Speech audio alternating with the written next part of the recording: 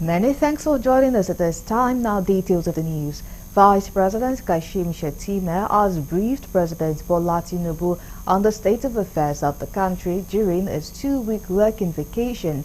The Vice President briefed the President on Monday in his office at the State House of Abuja. Recall that President Tinubu appointed a ministerial delegation to represent Nigeria at the 2024 Commonwealth Head of Government meeting in Apia, Samoa, following the cancellation of Vice President Kashim Shettima's scheduled trip to the summit. The Vice President's trip to Samoa was cancelled after a foreign object hit his plane during a stopover at JFK Airport in New York, which led to the grounding of his aircraft for repair in New York. On October 19, 2024, the President returned to the country after a 2-week vacation in the United Kingdom, UK, and France. The House of Representatives at the Committee overseeing implementation and progress of the Abuja-Kaduna-Kano Road project has expressed dissatisfaction with the slow progress of the Abuja-Kaduna-Kano Road project, vowing to expedite completion.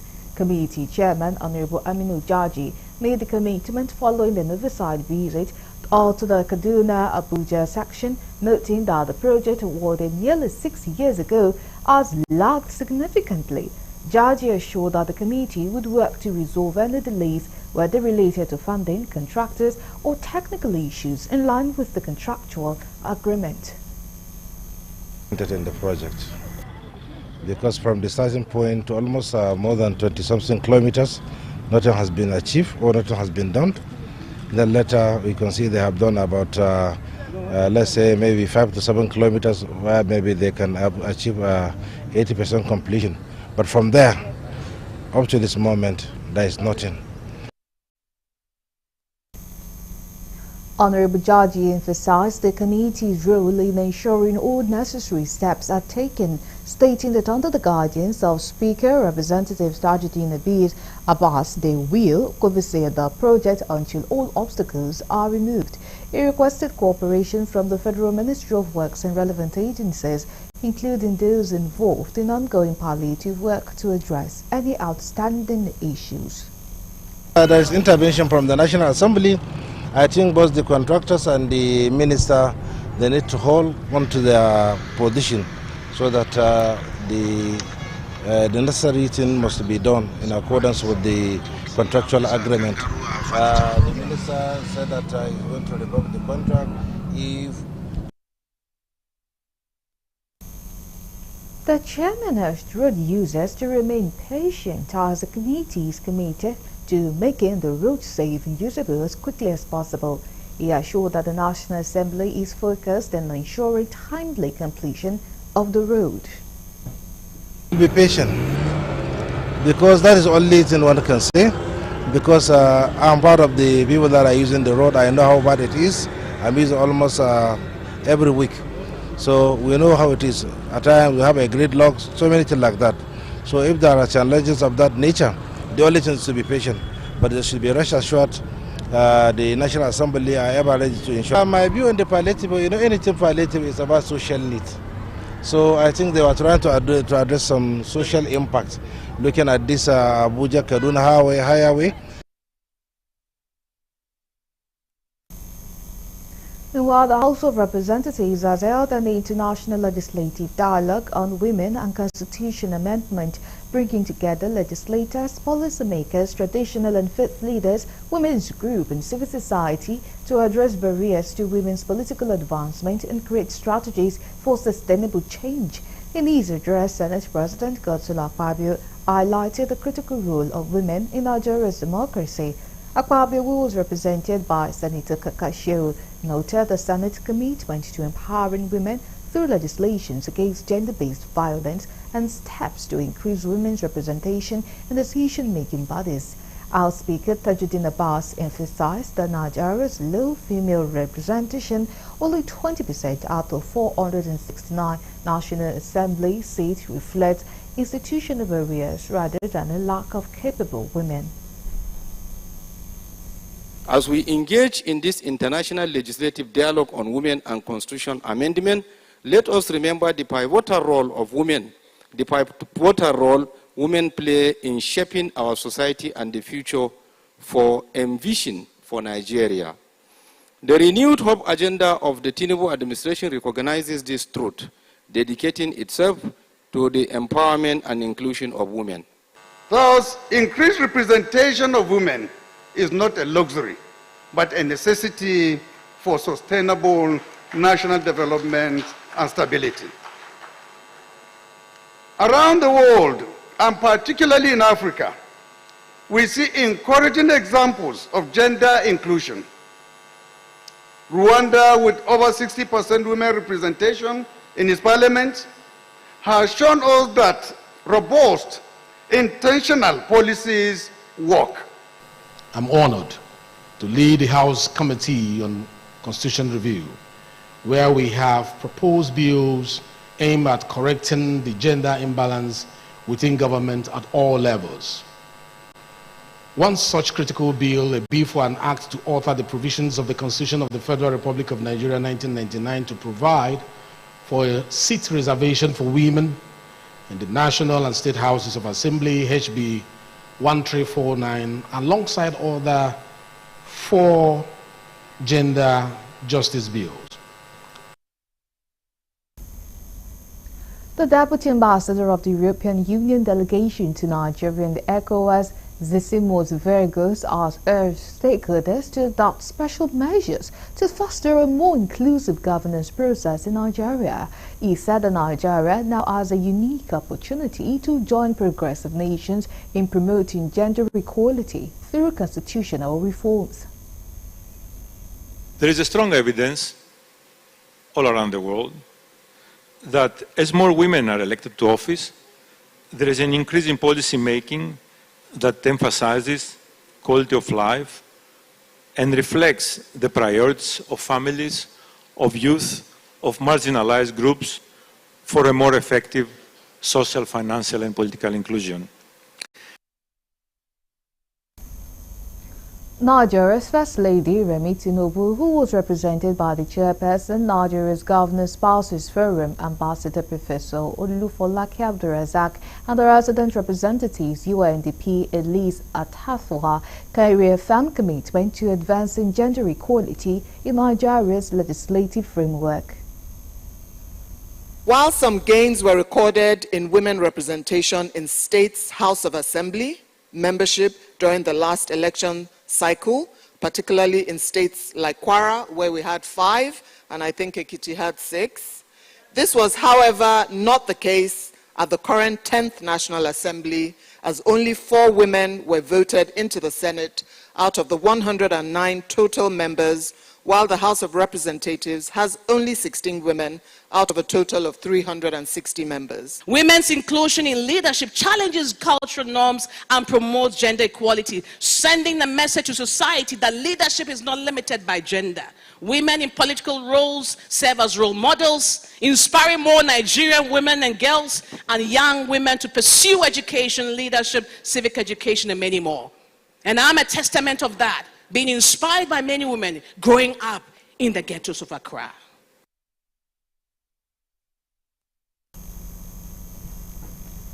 Now to other stories, the combined meeting of Northern State Governors Forum and the Northern Traditional Rulers Council have extended their deepest sympathies to the victims of the recent flood disasters in Maiduguri and other parts of the north, as well as to the families affected by the tragic tanker explosion in Jigawa State. The forum equally commiserates with other victims of terrorism, banditry and other criminal activities in the north and Nigeria at large, while reiterating their commitment to work with the federal government and relevant agencies to provide the necessary support and relief to those affected. They also expressed concern over the recent End Bad Governance protest, saying it was a wake-up call for all northern leaders. The threat of restiveness was also a growing concern, driven by illiteracy, poverty and lack of economic opportunities, which the young people are calling out for change.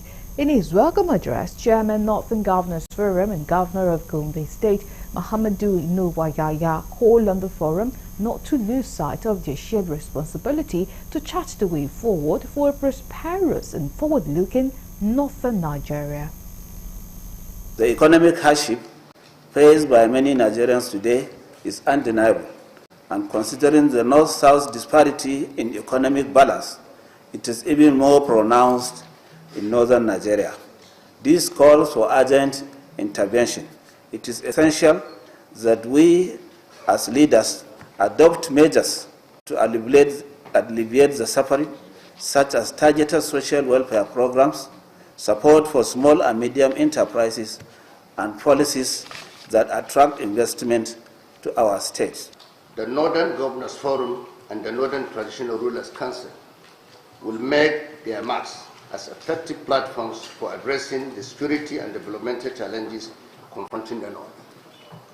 We must all work together to realize our vision of a secured, peaceful, and prosperous North.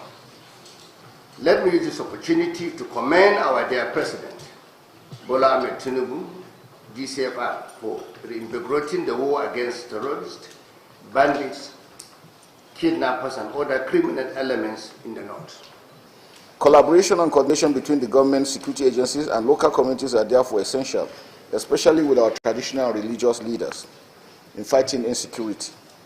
We must continue to work together in a cohesive manner, leveraging each other's strengths and resources to achieve our common goal of a safer and more secure region.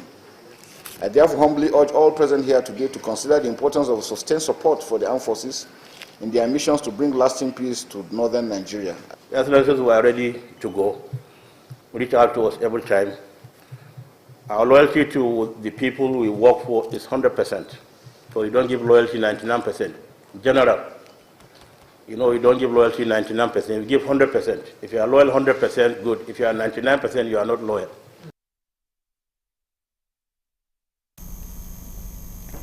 Now to other stories. The hearing for the case of money laundering levied against the former governor of Central Bank, Godwin Emefiele, resumes at the Ikeja High Court on Monday. Prosecuting counsel PW1 was recalled and was subjected to another round of cross-examination. The counsel to the first defendant, Godwin Emefiele, Barrister Olalekan Ojo-San, asked PW1 if there were any documents for hundreds of thousands of dollars he claimed the former CBN governor sent through him to someone in Lagos, which he said he has no record because his boss Emefiele told him not to keep any record.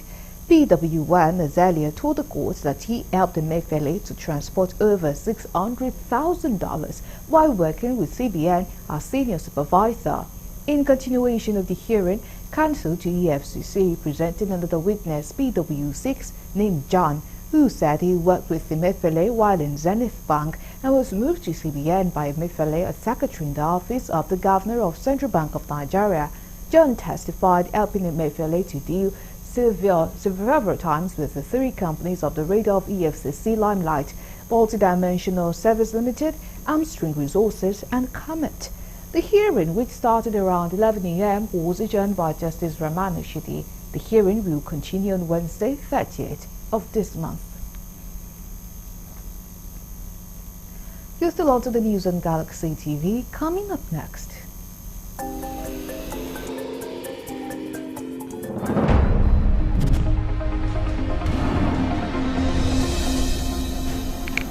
Minister of Power Adebayo Adelabu attributes frequent collapse of the national power grid on old and dilapidated infrastructures. Details of that and more coming after the break. Do stay with us.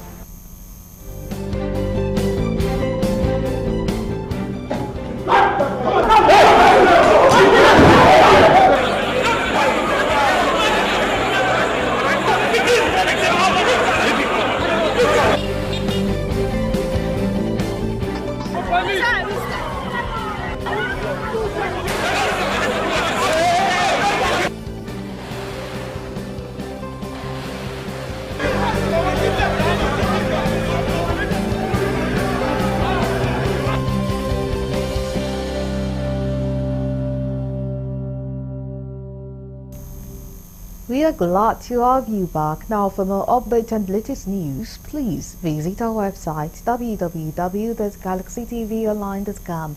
Connect with us on our X handle at Galaxy TV. Subscribe to our YouTube channel, youtube.com/Galaxy TV News. You can follow and interact with us on our Facebook page, facebook.com/Galaxy TV. Remember to follow and tag us on our Instagram page at Galaxy TV. Our social media platforms are user-friendly and can always accommodate you live updates and comments, as you can easily scan our IG QR code. Staffs of the Federal University of Agriculture, now Joseph Sawarantaka University, Judson Makodi, has embarked on indefinite strike after what they described as government's deliberate plan to punish them by withholding their 4-month salary arrears despite repeated pleas in agreement entered with the federal government to pay them. The staffs under the umbrella body of Non-Academic Staff Union of University, NASO, and Senior Staff Association of Nigeria University, SANU, says the indefinite strike is a directive from the national body of the Joint Action Committee of the unions to down tools till government does the needful. While the members of the unions proceed on the strike, they lament the back and forth of government failure to meet up with a part of its own agreement. In the payment of its 4 months arrears, the 50% bargain among other agreements reached, the chairman, JAC of Judson, however, says no staff will be allowed to work until they get their payment allowed, as many staff are dying. The government refused to respect that agreement, that there was going to be no victimization of any member of NASO and SANU for participating in that strike. After the agreement, government went back and punished us without paying us withheld 4 months salaries, among other issues that they promised. As I speak with you, nothing has been done. The 50 billion that was budgeted for, we didn't hear about it. Withheld salary of 4 months, we didn't see 1 kobo. If you are in a nation like this, for 4 months you have salaries withheld. These salaries were withheld in 2022. And to me and you really know that the economic value of every naira fails every day.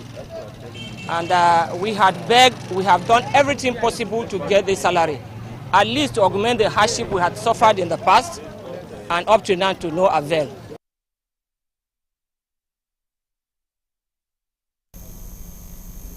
And still on that, following directives from the Non-Academic Staff Union of Universities, NASO, and the Senior Staff Association of Nigeria Universities, SANU, to embark on an indefinite nationwide strike, the University of Ibadan branch has commenced a strike over unpaid 4 months without salaries, despite numerous memoranda of agreement since 2009. Speaking with journalists after their emergency Congress meeting held at the University of Ibadan, members of both unions said they are joining the call by the national body. Chairman Non-Academic Staff Union NASU, Comrade Ogunlade Oluwafemi, and his counterpart from SANU, Comrade Abiodun Omishori, expressed disappointment and frustrations, stating the numerous letters, meetings and protests have not yielded any result. They added that the unions have exhausted all avenues and the only option left is to go on strike.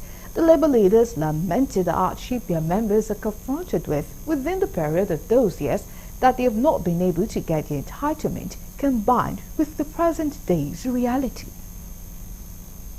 The only thing that we have done in the circumstances is that we have not carried arms against government. So the only tool that we have at our disposal to actually press on our demand is to go on strike.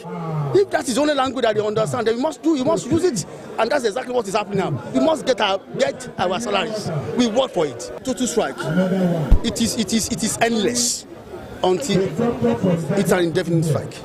2009 agreement is meant to be renewed every 5 years, but up to this moment nothing is being done. So we are still in 2009, even in 2024. So all these are some out of many things that we have been agitating for, asking the government. Poor funding of the university, a lot of things, our withheld salary, earn allowance, 50 billion earn allowance. Government did not do anything.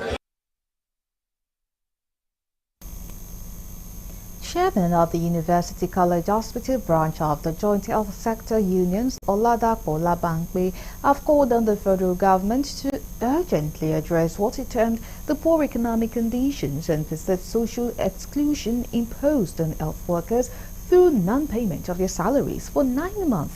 head of the Medical Association of the nation's premier tertiary medical institution, described this action as a flagrant violation of relevant provisions of extant labor laws and international labor standards. He said failure to prioritize their welfare could amount to falling standards in the medical profession, as well as steep decline in qualitative healthcare delivery across medical facilities in the country. He warned that if no positive response is taken by the federal government on some critical issues, despite previous assurances, could result in the total collapse of the sector. President Tinubu took over.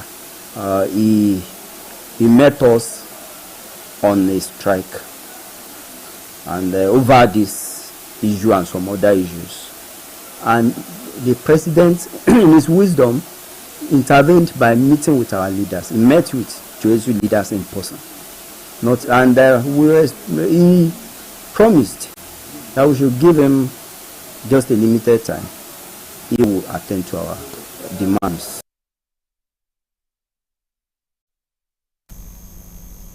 Meanwhile, the federal government has restated commitment to fully implement the 70,000 naira new minimum wage, and at no level with half implementation will be done.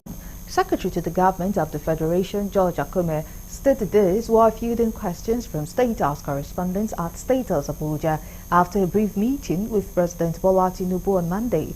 Akome, who spoke on the compliance level by the subnationals, applauded state governors who had commenced the implementation of the policy, saying the issue of the new national minimum wage remains central to the administration of President Tinubu. He expressed satisfaction with the level of compliance so far, adding that the increasing of new minimum wage above 70,000 naira by some state governors was commendable and should be encouraged. Akome appealed to all the governors who are yet to implement the new wage law to do so and commence the payment. The issue of the new minimum wage has always been central to the thinking of the government of President Bola Tinubu. And that was why he quickly assembled, they put in place the tripartite arrangement to look at all the issues, and this was properly carried out. The governors were represented, the federal government was represented, the organized private sector was also part of it. So we arrived at the new minimum wage. We're very satisfied with it. Now to the story teased earlier, the Minister of Power, Adebayo Adelabu, has attributed the frequent collapse of the national power grid on old and dilapidated infrastructures. The minister said the national grid infrastructures date back 50 years ago when they were constructed, citing the transmission line dotting the northern region, which is said are currently weak, while the towers are falling apart and the substations unable to aid power distribution to households. Adelabu revealed the challenges plaguing the sector to State House correspondents on Monday. Shortly after meeting with the President Bola Tinubu at the Presidential Villa Abuja, he was reacting to complaints about incessant national grid collapse, a development that was denying most Nigerian power supplies, yet compelled to pay exorbitant electricity bills. Correspondent in Abuja recalls that the national grid has collapsed no fewer than 7 times between January and October 2024, a development that is causing widespread condemnation and calls for urgent action. In recent times, the grid collapsed again in the southeast states of Anambra, Ebonyi and Enugu, as well as some states in the northeast and northwest regions of the country. Adelabu, who confided in the president about constraints of insecurity and restoring power to the northern region, however, got the backing of President Tinubu to deploy security personnel to guard workers tasked with repairing the failed power infrastructure. He revealed that personnel deployed to the north to restore power usually complain of insecurity occasioned by bandits' attack. My meeting with Mr. President, among various other things, included the issue of the disturbance in electric supply to the northern part of Nigeria, about 17 states. We discussed the root cause of this, which was basically due to vandalization of the transmission lines of a Shiroro-Kaduna line, which is the major line that supplies electricity to the north. And the Transmission Company of Nigeria, TCN, they already set out to fix this line. What they have asked for, which has been provided to them now, is the security cover of the National Security Advisor. Now to security, the FCT Police Command said it has begun an investigation into a case of alleged assault involving a boat driver and Honorable Alexander Igwe, who represents the Aba North and South Federal Constituency in Abia State. The incident occurred on October 27, 2024 at a residence of Zamfara Crescent, Maitama, Abuja. The Public Relations Officer of the Command, SP Josephine Nade, in a statement issued in Abuja, said preliminary investigations indicated that the driver was delivering a package to Honorable Igwe when a dispute arose concerning the method of delivery. The statement added that during the altercation, the driver was reportedly physically assaulted. The FCT Police Command expressed grave concern over how Honorable Igwe dismissive attitude towards the office of the Inspector General of Police following the incident, adding that after alleged slapping the victim, he reportedly remarked with contempt, saying the victim could go ahead and call the Inspector General of Police. Currently, the suspect is at the Maitama Police Station undergoing questioning. The Commissioner of Police, FCT, CP Olatunji Diso, has mandated a thorough investigation into the matter, saying the commander is committed to conducting an impartial investigation and ensuring justice in all cases. He assured that upon completion of the investigation, appropriate legal actions will be taken. The Nigerian Police Force on Monday arraigned before a Chief Magistrate Court Police Inspector Joseph Uzowanji, formerly of the Anti-Courtesan Squad, Enugu, for the murder of a musician, Ukezimba, at the weekend. His arraignment followed a disorderly room trial and approval of his dismissal and arraignment by Assistant Inspector General of Police in charge of Zone 13, AIG Godwin Agalo. The police prosecution was led by Officer in charge of Enugu Police Command, SP Atta, and Emmanuel Ajogo. The police public relations officer Enugu Command, Daniel Undukoi, in a statement, said the accused arraignment for murder was in keeping with the promise and determination of Enugu state government and people to ensure that justice was done in the matter.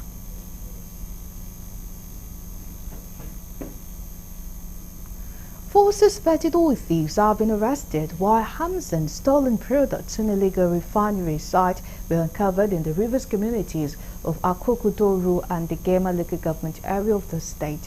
The operations would led to the deactivation of 3 artisanal refineries, also resulted in the recovery of over 100,000 liters of illegally refined automotive gas oil, also referred to as diesel. Acting Deputy Director, 6th Division Army Public Relations Lieutenant Colonel Danjuma Jonah, in a statement, said wooden boats with over 7,000 liters of stolen condensates, large dugout pits containing over 12,000 liters of illegally refined diesel was deactivated during the operation. The arrested suspects, according to the police, were arrested in an attempt to compromise oil pipelines as a fully loaded revolver pistol, sacks containing stolen product amounting to over 2,000 liters were also recovered from the suspects. The illegal oil refining site have since been taken over by the military, while efforts are on to arrest other members of the gang as well as the sponsors.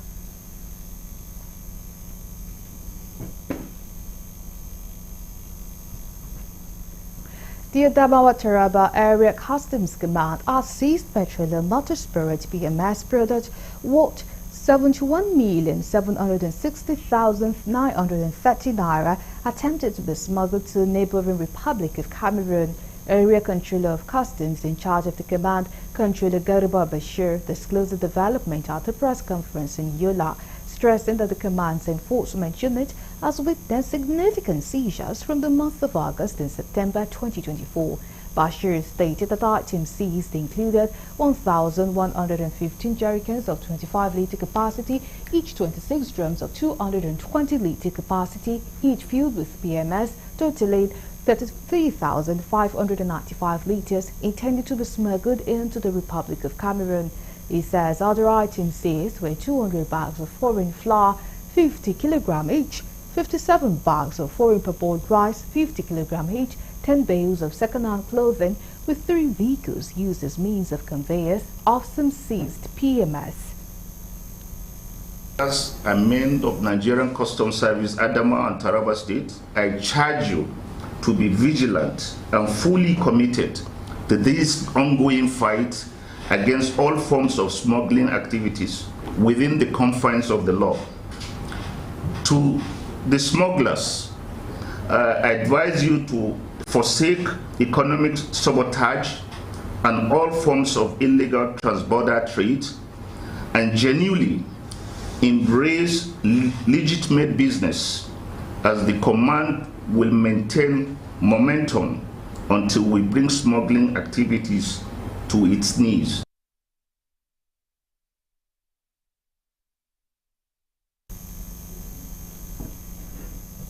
Now to other stories, Ogun State government is set to screen 350,000 residents across its 20 local government areas to address the rise in incidence of death from hypertension and diabetes.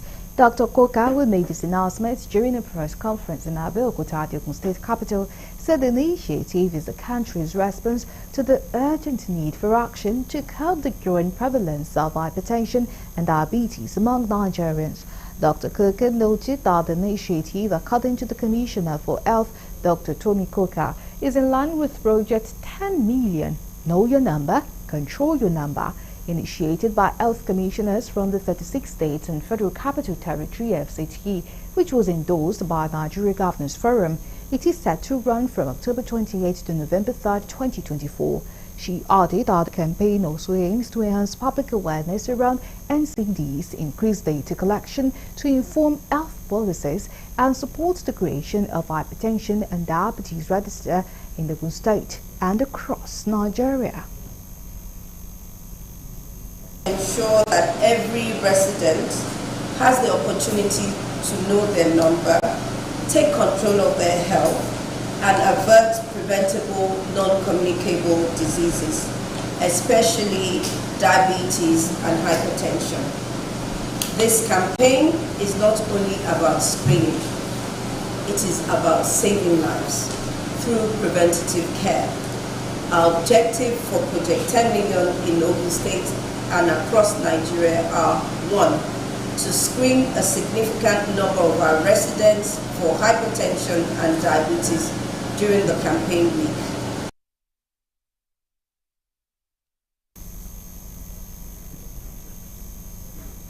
Rivers State Governor Siminalayi Fubara has assured the State Police Command of the resolve of his administration to work with the police. Governor Fubara made this known when he received the new Commissioner of Police, Mohammed Mustafa, at Government House in Port Harcourt. Correspondent Dele Fassel completes the story. Speaking on the relationship between the Rivers State government and the Nigerian police, Governor Fubara said there is no personal problem, hence the need to support the command.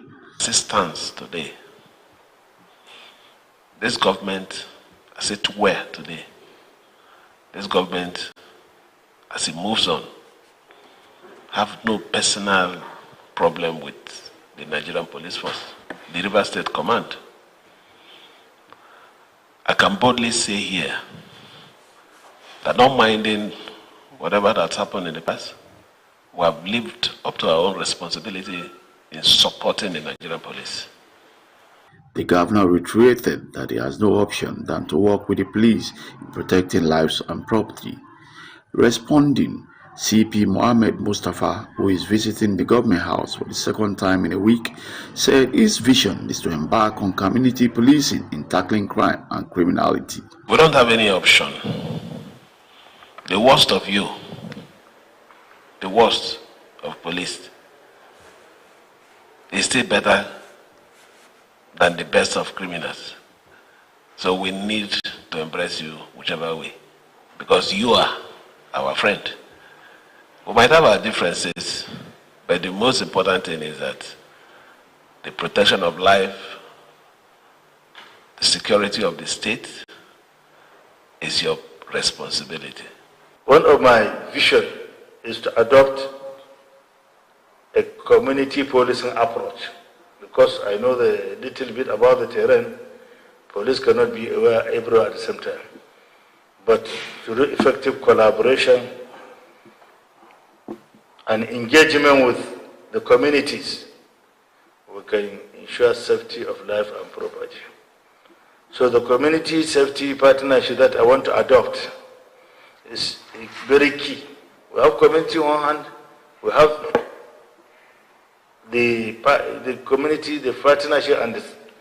It will be recalled that Governor Fubara, during October 5th local government election in the state, accused the police of taking sides, but has since changed his stand, which he said is for the betterment of the state. From Rivers State, Daily Fason reporting for Galaxy TV News. Now we move to the international desk for more news.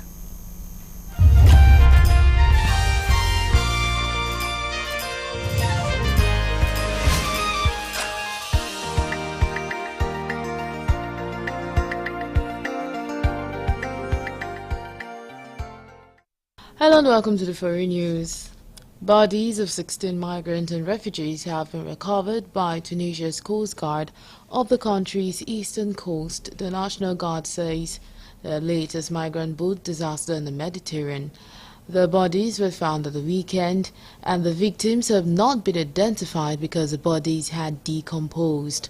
Samples have been taken to identify the bodies due to the extent of the decomposition, said Farid Ben, spokesman for the Munasir and Media Governance Public Prosecution. He said the bodies were found in 3 different areas in Mahdia, one of Tunisia's hotspots for irregular migration. Tunisia and neighboring Libya have become key departure points for migrants and refugees, often from other African countries, who risk perilous Mediterranean sea journeys in the hopes of better lives in Europe.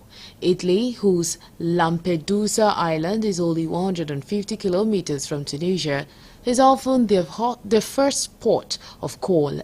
Every year, tens of thousands of people attempt to make the crossing.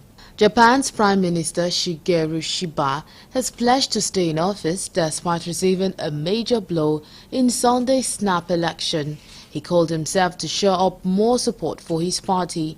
Ishiba told newsmen he will not allow a political vacuum to occur after Japan's ruling coalition lost its parliamentary majority in a significant defeat for his Liberal Democratic Party, which has governed the country most continuously since 1955.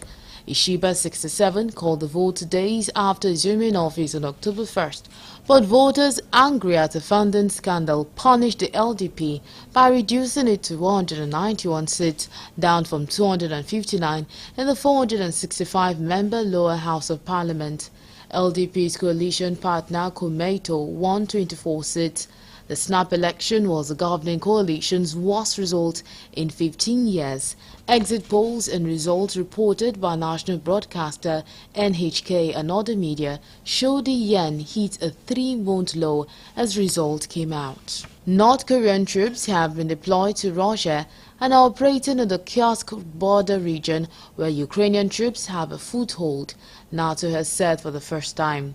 The Alliance Secretary General Mark Rutte said he could confirm the deployment after weeks of intelligence report following a meeting with South Korean security and defense officials on Monday.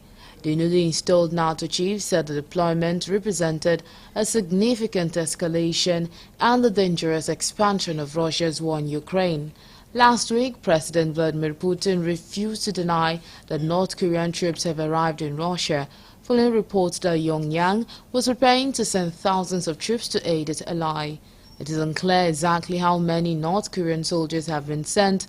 South Korea's spy agency said earlier this month that at least 1,500 North Korean troops have already arrived in Russia, prompting Seoul to issue Moscow with a stern diplomatic rebuke. But Rutte's intervention on Monday marked the first time NATO had formally acknowledged that Pyongyang forces were operating in Russia. He added that North Korea has already sent millions of rounds of ammunition and ballistic missiles to Moscow for use in Ukraine.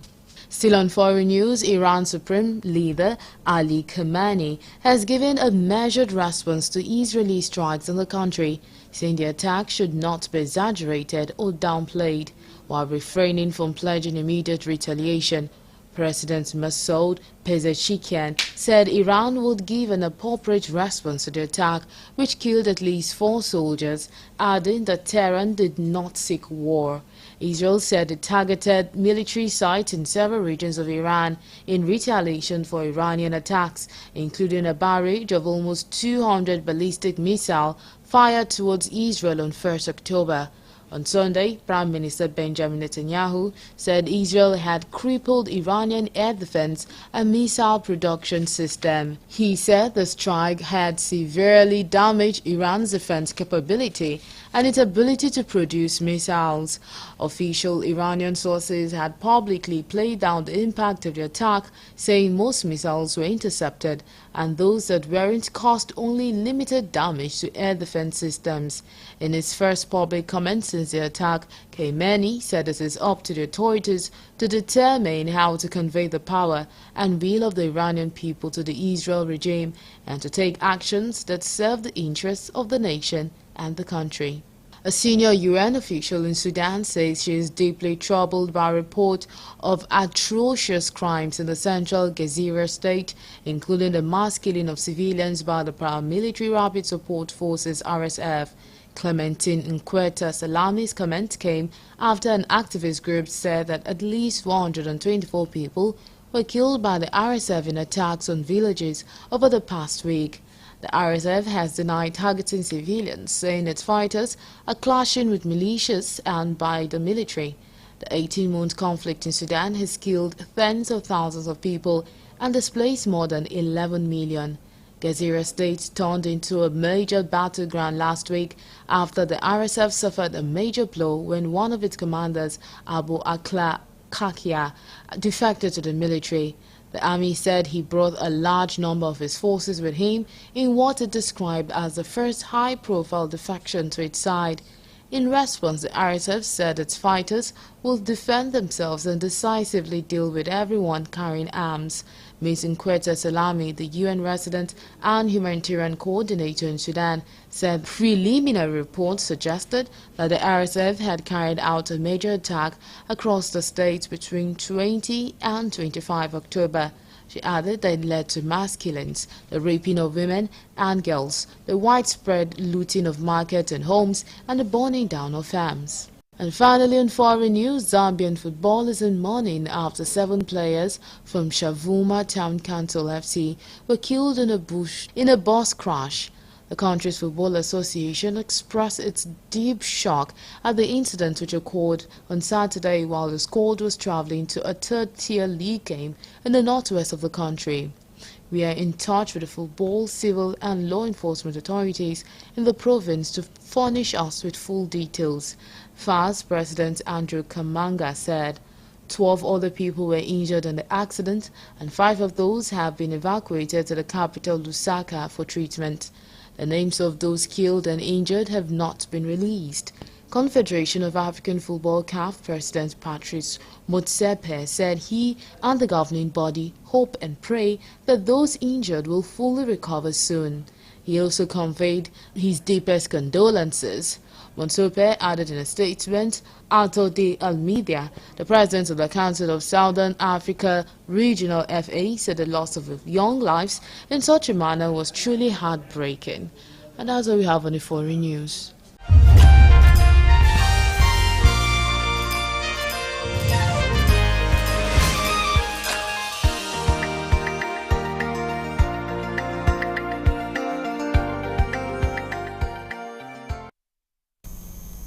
Coming your way next, entertainment news.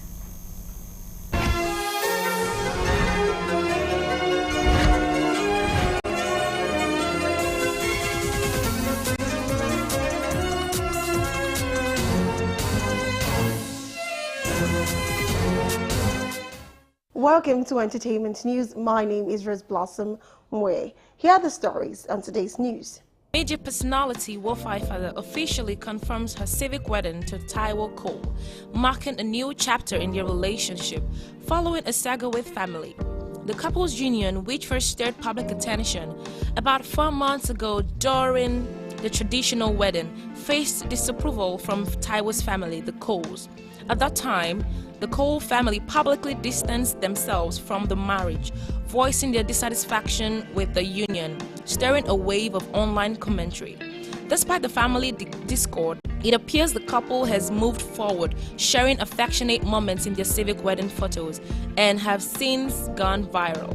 In the images, Wofai and Taiwo are seen embracing and dressed in elegant attire, celebrating their commitment despite the previous familial rift. As fans and followers followed Wofai's post with congratulatory messages, some commenters couldn't resist referencing the earlier family dispute, leading to a mix of heartfelt well wishes and sarcastic remarks directed at the Cole family. Many well-wishers praised Wofai for handling the situation with poise and resilience, and the comments of her beautiful photos from the event.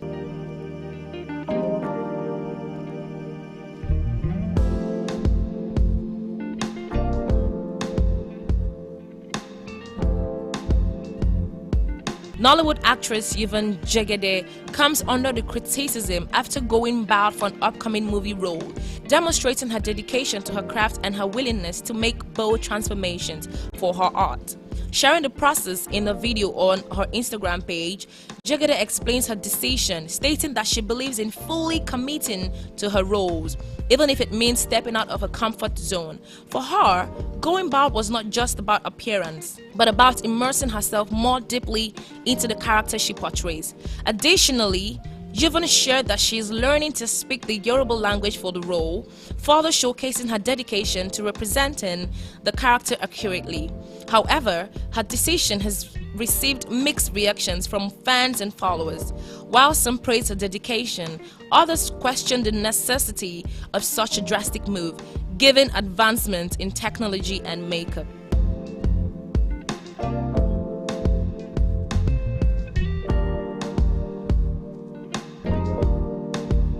Uneducated Nigerian TikTok sensation Habib Hamzat, widely known as Peller, sparks a buzz with his unusual requirement for hiring a personal assistant. The 19-year-old, celebrated for his comedic skits and engaging social media presence, made waves after announcing that he's specifically seeking a first-class graduate with a track record of straight A's to take on the PA role.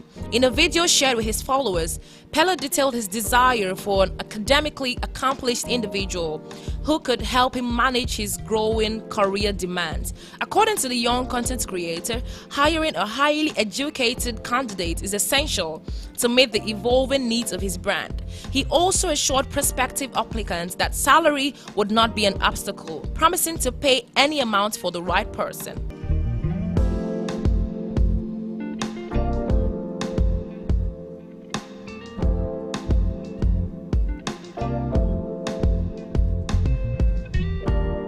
May Edochie, the estranged wife of Nollywood actor Joel Edochie, recently left many women in tears as she spoke about her son's death at an event. The estranged daughter-in-law of Pete Edochie, who has been receiving support from Nigerians following her crashed marriage, was at a Women's Network Retreat, NHN Women Network Conference in Doha, Qatar, where she had everyone emotional. May spoke on the death of her first son, Kami Billy Chukwu, while she was going through a public divorce, which left not only her but many women, including actress Shafi Bello, in tears.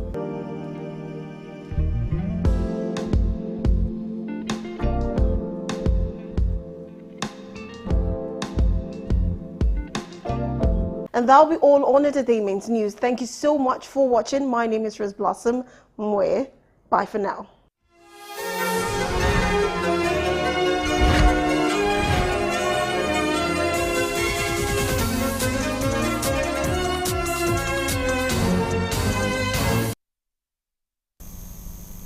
And that is all we have for you. We thank you so much for watching. My name is Iribami Salako. Goodbye.